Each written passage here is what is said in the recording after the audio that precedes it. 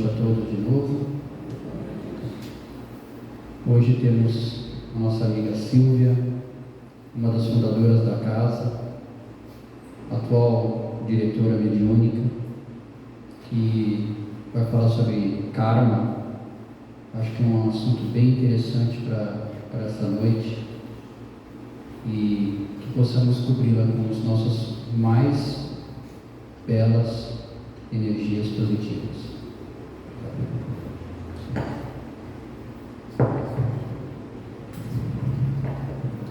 Boa noite a todos. Hoje vocês vão ouvir a minha voz um pouquinho mais. Então, vamos lá. A vida atual, diz Leon Denis, é o problema do ser, do destino e da dor. Como a gente sabe, é um simples episódio dessa nossa longa história, um fragmento dessa grande corrente que se desenrola para nós através da eternidade. E constantemente recaem sobre nós, em brumas ou claridades, os resultados das nossas próprias obras. Então, tudo isso que a gente está passando, que a gente está vivendo, é fruto do que a gente semeou lá atrás. E a gente está colhendo agora. Então, perambulam pelos consultórios médicos, se internam nos hospitais, sofrem operações, se encharcam de remédios, atormentam os familiares. A gente conhece sempre alguém assim, né? Queixam-se de 1000 males e nada os cura. Por fim, eles aportam aqui no Centro Espírita, trazendo nos olhos aquela esperança de que tudo vai melhorar. E o Centro Espírita se revela impotente para sarar essas pessoas dos seus males. Por que isso acontece? Porque eles são portadores de males kármicos. Eles tinham que passar por aquilo nessa encarnação. O karma, gente, é uma lei de encadeamento de causa e efeito. É um princípio que aperfeiçoa o nosso espírito. Os nossos atos, tudo que a gente faz, desde o mais insignificante, imprimem fidelissimamente no nosso perispírito. Nós somos corpo, perispírito, que é copinha assim da gente, e espírito. Então, dentro do nosso perispírito, que é aquela aura, aquilo que a gente vê em torno da gente, ali, cada ato nosso é impresso ali naquele perispírito. Tem um pontinho preto, um pontinho de luz, um pontinho preto. Depende das nossas atitudes. Por isso que lá no plano espiritual a gente não engana ninguém. Eles veem o nosso perispírito do jeito que está.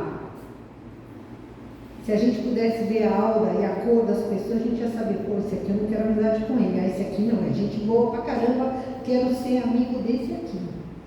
Porque a gente olha a cara, aquele sorrisinho, e a gente não sabe o que está por trás da pessoa, não é verdade? Mas o nosso perispírito está impresso tudo que a gente fez lá para trás.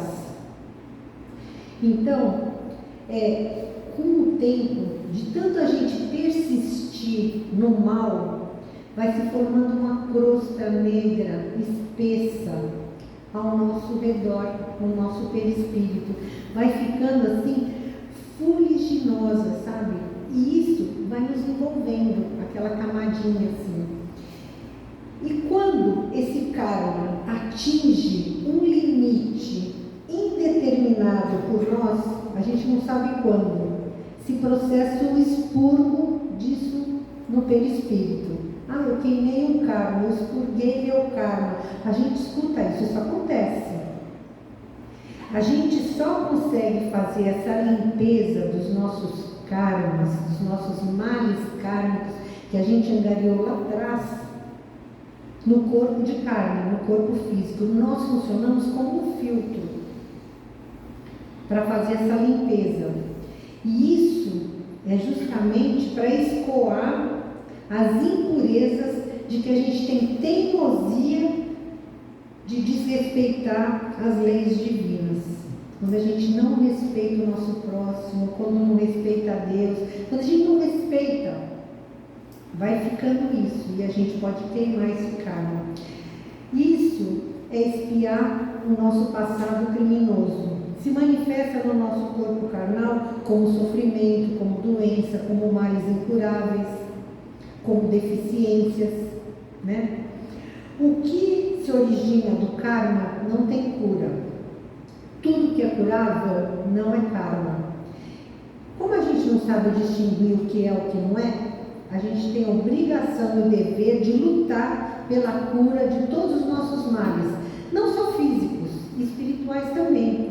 Tem que procurar uma terapia, uma meditação, alguma coisa que faça acalmar o nosso eu, para aquela agonia, aquela ansiedade, para que não tudo que fica amarrado dentro da gente. A gente tem a obrigação de procurar um médico, de procurar um recanto onde a gente encontre a paz e consiga se curar, né? O castigo desses crimes que a gente cometeu no passado, que a gente não lembra, que a gente acha sempre que é anjinho, eles não são aplicados por terceiros, não são. A gente, eu estou passando por esse sofrimento porque o meu sogro, porque a casa da minha mãe, porque o meu trabalho, porque a minha vizinhança, porque onde eu moro. Não. Todo mundo é plantado onde vai florescer. Ninguém mora onde mora por acaso, não tem a família que tem por acaso, não tem o trabalho que tem por acaso. A gente está ali para a gente se melhorar e melhorar o meio que a gente vive. A gente é plantado onde a gente tem que florescer. Obrigado, Senhor, por esse teto que eu tenho, por esse chão, por esse trabalho, por essa vida, por essa família, por esse filho, por essa mãe, por esse irmão, e assim vai indo. Porque é com ele que vocês têm que se acertar, com aquele meio, com aquela família, com aquele patrão. Se não for naquele trabalho, é no outro, vai ter aquele mesmo perrengue, que a gente não engole um sapo, é o brejo todo no dia só, né? É assim a vida da gente. E a gente precisa daquele trabalho, então a gente engole, come um elefante pelo rabinho, vai indo. É o jeito, não é verdade?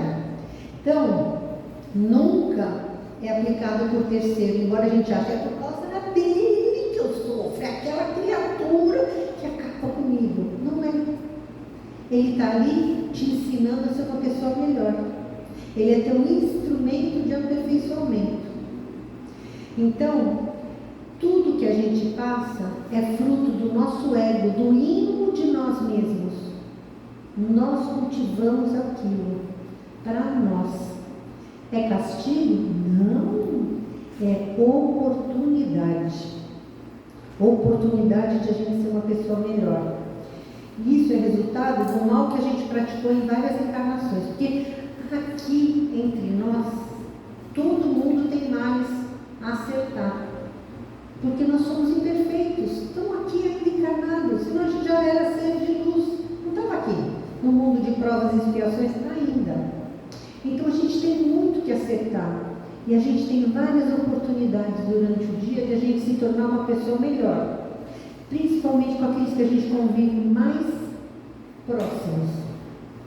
Então, o espírito só começa a queimar o seu karma quando ele está em condições de enfrentar aquela expiação. Enquanto isso, ele pode ter existências felizes, de repouso, para se fortalecer, para conseguir enfrentar numa próxima as duras lides que lhe aguardam, né?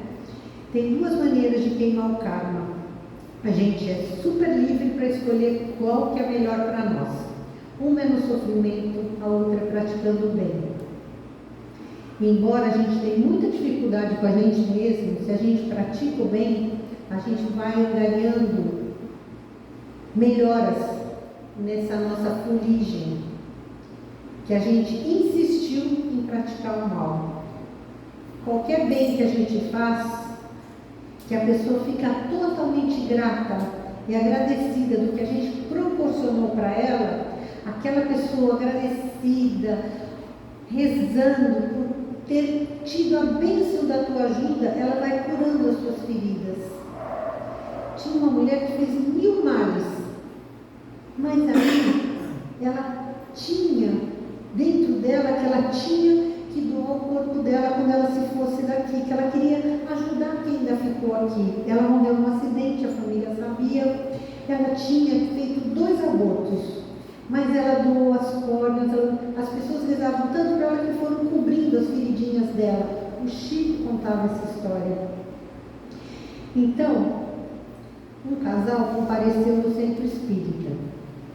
Ela estampava inenarráveis sofrimentos naquele rosto, inquieta, parecia que estava sendo atacada por marimbondos, assim, sabe? Zuretada. E aí o marido falou: olha, há 20 anos que a gente sofre, não sabemos mais onde bater. Já fomos em mais de 30 especialistas.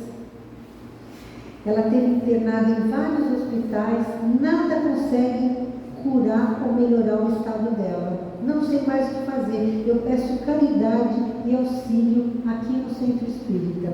Ela foi no Centro Espírita do Eliseu Ligonati, que é quem eu contei na outra palestra as vidas dele, e eu peguei essa história do karma que ele vivenciou conhecendo uma pessoa que expurgou o karma. A orientação que o centro recebeu na consulta: passes, água fluida, oração, leitura do Evangelho todas as noites. O casal ficou meio desapontado, o marido, tudo bem, trazia aquela mulher semanalmente no centro, mensalmente, e foi indo. Passaram-se esse tempo todo e aquela mulher naquele mesmo estado. Diante de tanto sofrimento, pedindo uma ajuda, um auxílio do plano superior, o que podia fazer por aquele casal? Já que na consulta só pedindo prece, evangelho. E aí veio uma psicografia explicando, examinando a ficha espiritual do casal. Ela acumulou karma sobre karma, nunca praticou um benefício, sempre dura para com o sofrimento do próximo. Jamais moveu uma palha em favor de quem quer que seja. Além do karma anterior, sua ficha acusa abortos nessa atual encarnação. Seu marido é parceiro dela há muito, sempre concordou com seus desatinos e deles participou. Não podemos interferir no karma de ninguém, deixemos entregue a seu livre-arbítrio. Que fazer? São espíritos culpados, rebeldes, orgulhosos, egoístas e se depuram de cadinho em cadinho a sua dor. Iguais a esses tem legiões por aí. Daquelas pessoas que só olham para o seu umbigo e não olham para frente nem para o lado. Entretanto, tem outros que seguem um caminho completamente inverso. Uma história pequenininha é do irmão do Chico Xavier, José Xavier. Procure, irmão do Chico Xavier, José Xavier Sapateiro. O irmão dele, quando o Chico abriu o centro espírita lá em Pedro Leopoldo, ele trabalhava naquela fazenda modelo, batia ponto, ninguém podia ir lá. Ele batia a máquina, era escrevente, datilógrafo, né, que fala. E chegavam aquelas caravanas, aquele monte de gente com problema, com doença, obsediada, com tudo, lá em Pedro Leopoldo. Durante o dia, trabalharam à noite, chegavam antes da hora. Onde ia pôr esse povo? Comer? O que eles iam fazer? Então todo mundo chegava em Pedro Leopoldo e era a sapataria do irmão dele, no José Xavier. O irmão dele abria o centro, colocava as pessoas para dentro, dava água, deixava eles sentadinhos na sombra, tinha banheiro, via se alguém precisava de alguma coisa. Acolheu durante 11 anos todo mundo que ia atrás do Chico Xavier. 11 anos, sem reclamar. E de noite ia para o centro e ajudava o irmão. Era o braço direito do Chico. Um dia o Chico estava lá trabalhando, o Emmanuel falou para ele, o protetor espiritual dele: vai para casa que o irmão passou mal. Ele pediu licença e foi. Chegou lá, o irmão dele tinha tido um piripaque na rua, desmaiou, caiu fora de si, levaram ele para casa. O Quem já viu algum filme do Chico Xavier sabe que o pai dele era uma pessoa muito dura, porque era católico e etc. E ele falava assim: tu cura todo mundo, cura lá o teu irmão, faz alguma coisa por ele, tá aí teu irmão, família, não vai fazer para a família? Ele ouviu broncas e broncas. E ele falava: eu vou ficar em prece. O irmão: calma. O irmão acordou do súbito que ele estava ali. Quando ele acordou, abriu o olho, não sabia onde ele estava e não conhecia ninguém. Ninguém da família ele conhecia, completamente atordoado, abobalhado. Chamaram o médico não entendeu nada, porque os sinais vitais dele estavam ótimos.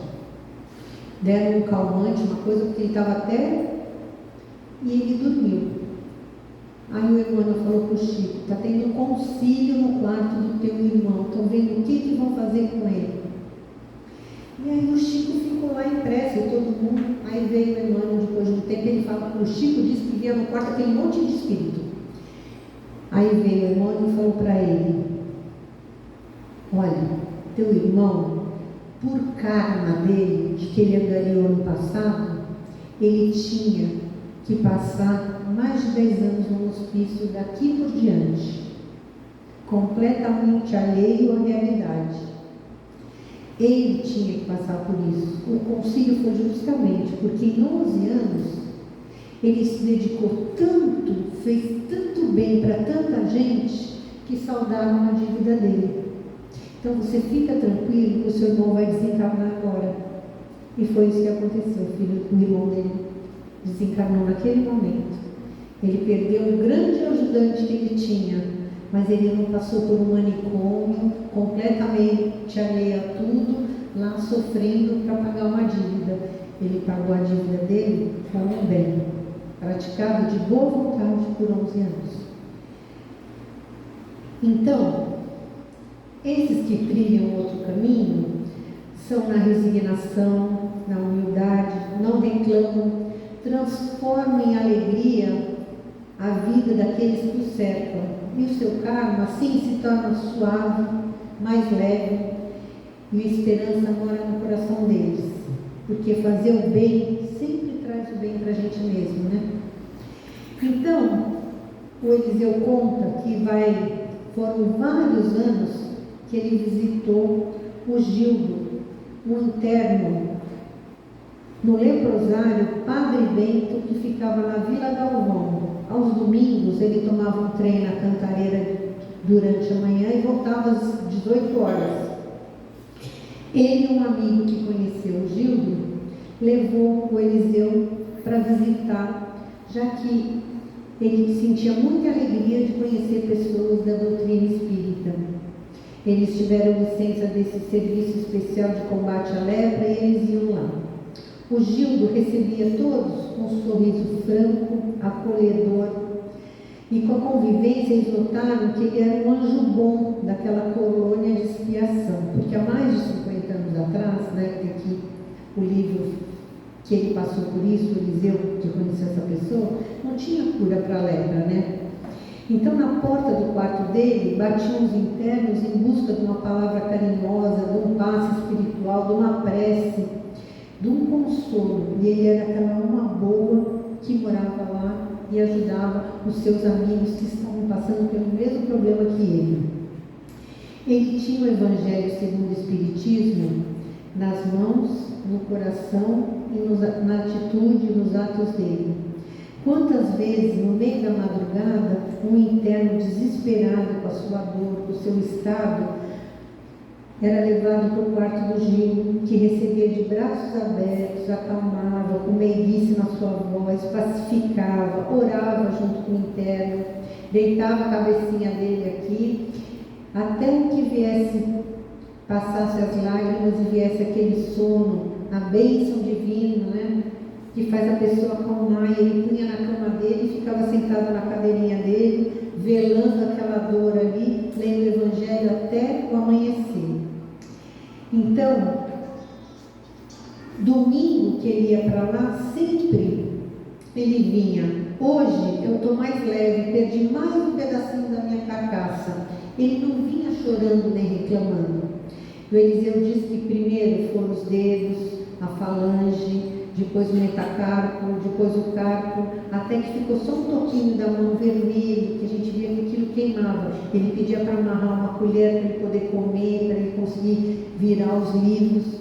Depois foram os pés, os dedos, os calcanhares, puseram uma rodinha na cadeirinha dele de pau, depois ele conseguiu uma cadeira de rodas, e com o tempo foram os olhos, tinha que usar um óculos de vidro preto, foi o nariz, o septo, né? E aí o resto que a roupa encobria. E com o tempo, lá foi ele para as regiões de luz, mas depois de muita dor e sofrimento, sem nenhuma reclamação.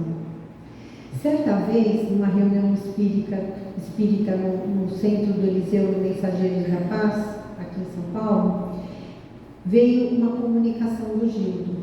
Sou feliz, irmãos, felicíssimo. Cada pedacinho da minha carcaça que a lepra devorava era uma dívida que eu saldava. Agora eu sou um espírito livre, queimei o meu karma, espiando as minhas faltas. Todavia, não foi só ela que me redimiu do meu passado culposo. Auxiliares valorosos foram os pequeninos instantes que eu me dediquei a tirar dor dos meus colegas de infortúnio.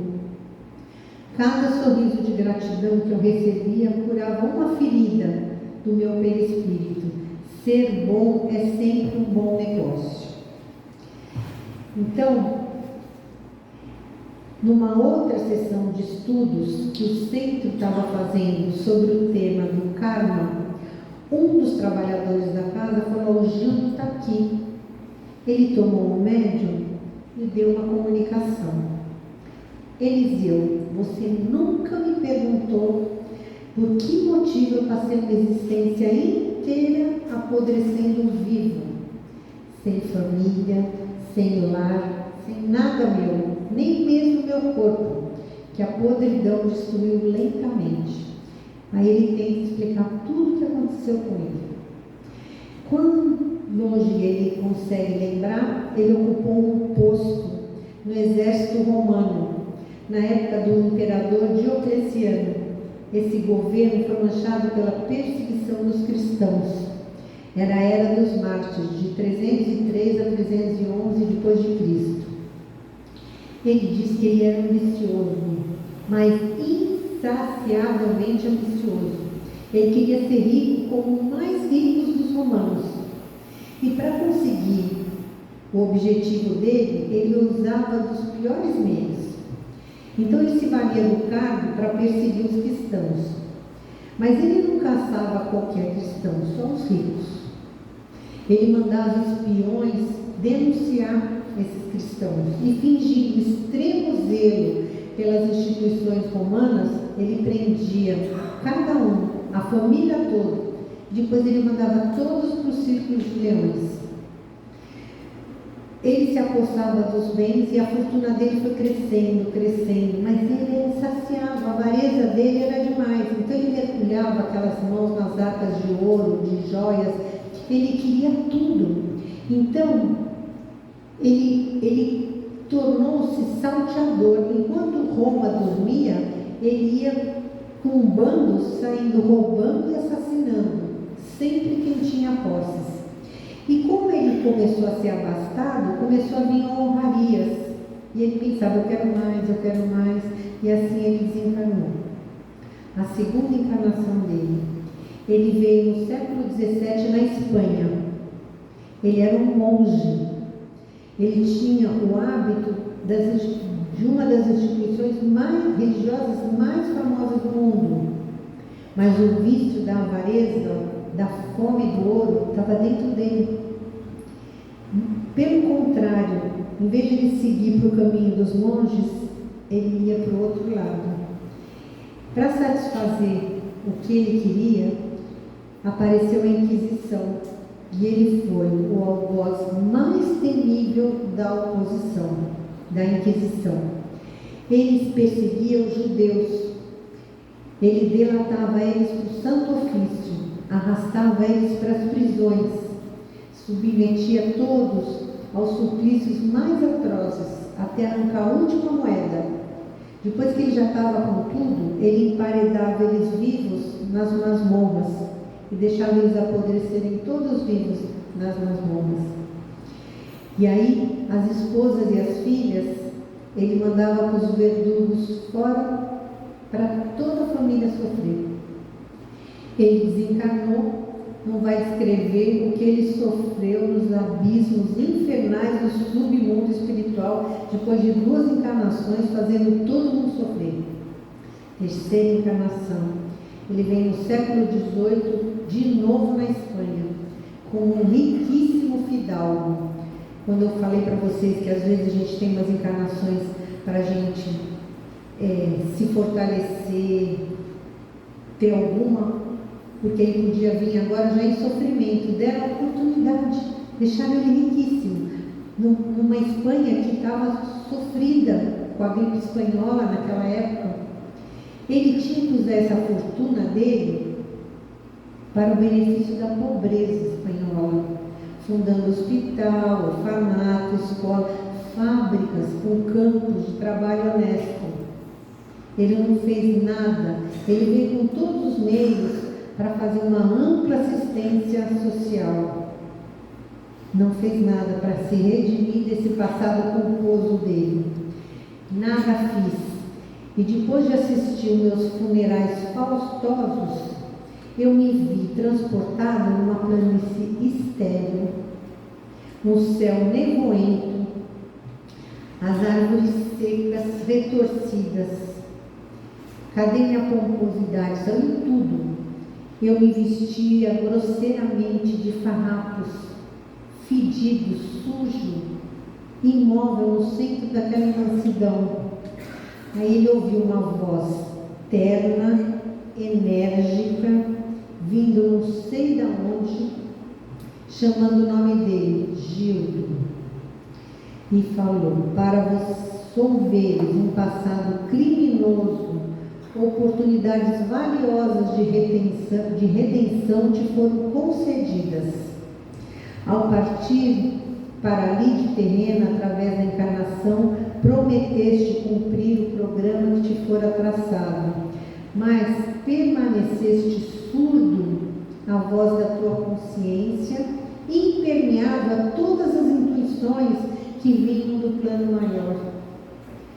Você se ensandeceu sendo escravizado pelo ouro, e daqui por diante tu está entregue a ti mesmo.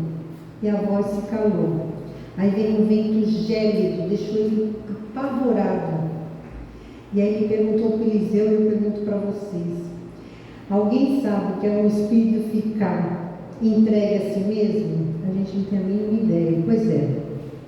O que acontece é que é o pior castigo que um espírito pode ter quando ele desencarna.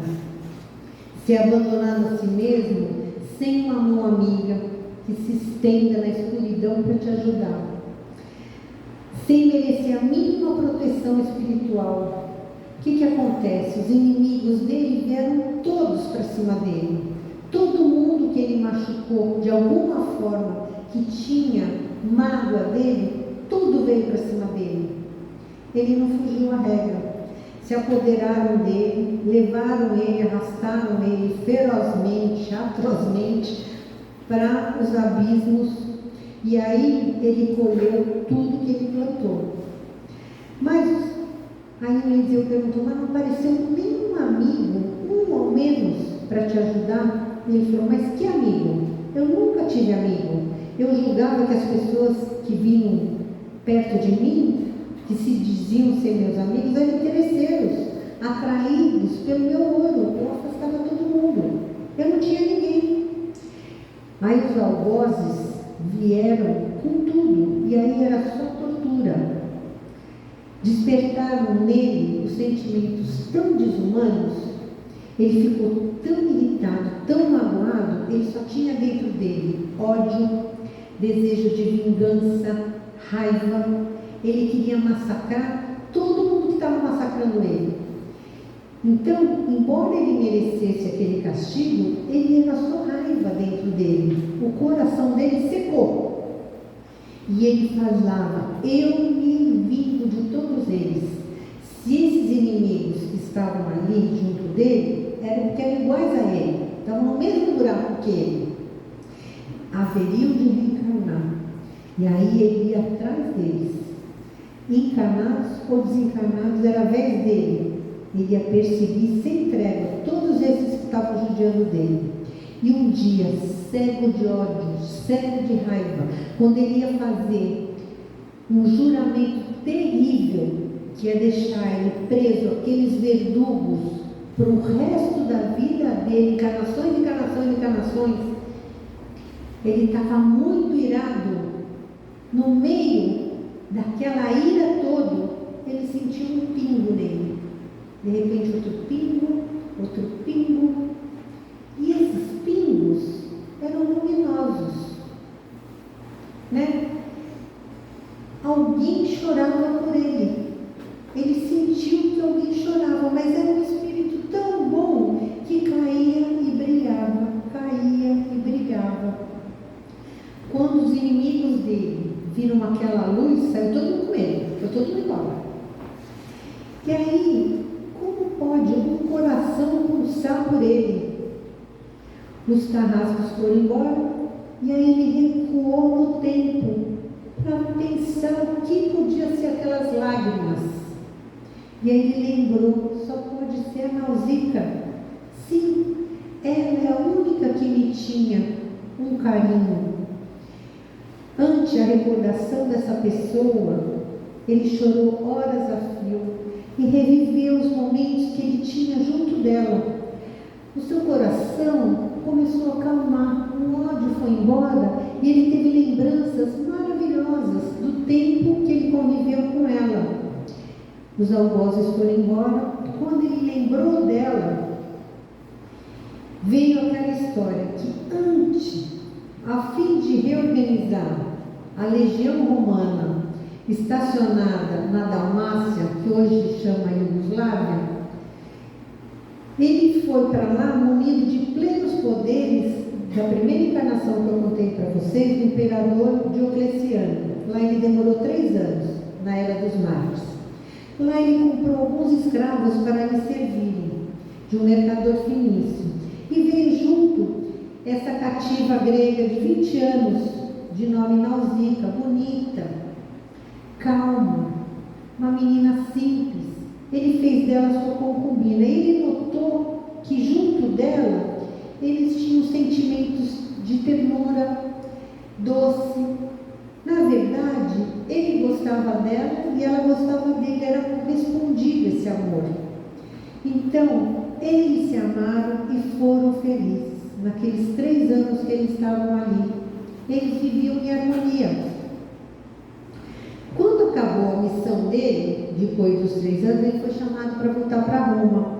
Ele se preparando para partir, ele juntou seus escravos e vendeu aquele lote para um mercador. Quando a caravana saiu, ele não ficou com a Nausicaa, ele mandou embora, era uma escrava. Ele notou que ela foi com os olhos úmidos, chorava, não falou nada, foi quietinha. Ele disse que ele voltou para Roma, o remorso, a saudade, remoíam ele por dentro. Mas a febre do ouro dele era tanto que ele foi esquecendo dela e foi levando a vida dele. As lágrimas que banhavam ele naquela hora era desse anjo bom que ele teve com ele. Só podia vir dos olhos dela e nunca mais. Quando ele lembra bem da figura dela e recorda esses momentos, 2 mensageiros de luz ficam diante dele. Eles falam: sossega, ela nos enviou para te socorrer, venha conosco. Eles matricularam ele no pronto-socorro espiritual, bem próximo aqui da crosta terrena, onde ele se preparou com auxílio de mentores para a encarnação, que ele veio com muita força e fé para vencer as suas dificuldades. E aí ele reencarnou leproso. E o resto da história a gente já sabe. E aí o Eliseu pergunta para ele: como é que está a Nausicaa? Você vê? É um ser de luz? E ele fala: não, Eliseu, um sapo dentro do brejo é mais feliz do que eu, porque ele consegue ver as estrelas. Eu não consigo ainda ver esse meu anjinho de luz que me ampara, não me é permitido. ele se considera redimido. A lepra privou ele do convívio amoroso dos familiares, despojou ele de qualquer bem material, ele não tinha nada, infligiu padecimentos horríveis no corpo físico dele, igual ele fez muita gente sofrer, e tudo isso limpou o perispírito dele, ficou luminoso. Resta limpar a consciência. Ele não se conformava da maldade que ele fez para as pessoas, remoía dentro dele ainda o remorso, e para o espírito dele ficar totalmente livre, ele tem que continuar trabalhando sem descanso, semeando a felicidade, sacrificando-se pelos outros, fazendo que os outros sejam felizes, porque ele já tinha feito muita dor. Depois, só depois, ele vai ver a querida Nausicaa dele. Então, gente, essa é a história que eu queria contar para vocês, para a gente entender as leis. Isso é uma história real, aconteceu, a do irmão do Chico aconteceu. Então a gente tem que prestar atenção na vida da gente, que as coisas que estão ao nosso redor, não é para a gente ficar pensando, por que comigo? Por que Deus faz isso comigo? Por que isso está assim? A gente tem que agir e pensar diferente, ver que aquilo é uma oportunidade da gente se melhorar, porque alguma coisa má a gente fez no passado para a gente estar aqui. E essa é a melhor encarnação que nós tivemos de todas as que passaram. Vamos vencer as nossas dificuldades, vamos cumprir as nossas metas de encarnação. O Emmanuel falou para o Chico e deixou isso para nós. A vida não reclama atitudes sensacionais, gestos impraticáveis, espetáculos de súbita grandeza de ninguém. Pede simplesmente que a gente seja sempre melhor para aqueles que cruzam os nossos passos.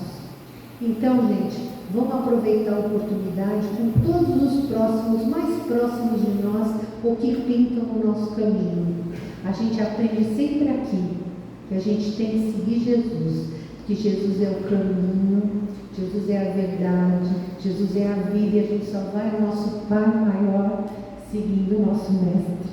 Gratidão por ter falado tudo isso para vocês. Fiquem com Deus.